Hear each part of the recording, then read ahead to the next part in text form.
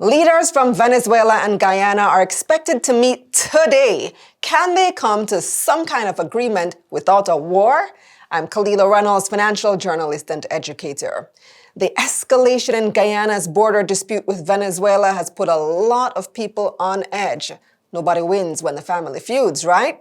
So leaders from the region have arranged for a sit-down between both countries to try and hash out a 100-year-old dispute over the Essequibo region.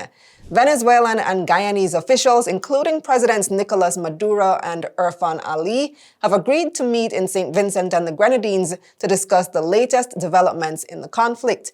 The meeting comes just over a week after Venezuela's controversial referendum.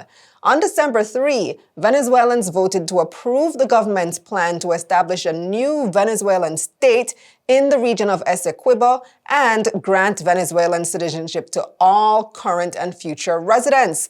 The government even unveiled a new map that shows Essequibo as part of Venezuela.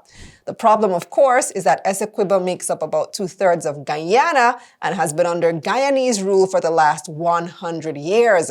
Guyana's President Irfan Ali said Venezuelans' plans are essentially annexing a part of their country.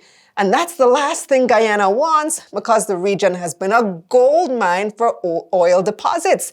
Guyana has discovered over 11 billion barrels of oil in that region already, which also explains why Venezuela is so intent on claiming it. And you can watch my other videos on the latest episode of Taking Stock for more details on the history of the conflict. Now, Guyana insists that the International Court of Justice should be the one to have the final decision on the border issue, but Venezuela disagrees. And since everyone wants to avoid a war, a sit-down is the next best thing. Other leaders, including Brazilian President Inácio Lula da Silva, have also been invited to the meeting. Brazil is literally stuck in the middle of this potential war and has been amping up its military operations just in case.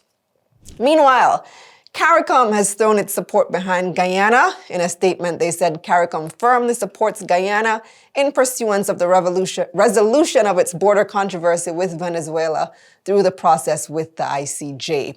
And this stance is probably what most people expected, given that Guyana is our CARICOM sister country and the seat of CARICOM headquarters. But you never know, because just a few years ago, all of CARICOM was benefiting from the Petrocaribe oil deal with Venezuela. So let's see what, if any, agreement comes from today's meeting. And that's the bottom line. Subscribe to my newsletter for money news like this straight to your inbox. Click the link up here or in the description below. Let's get this money.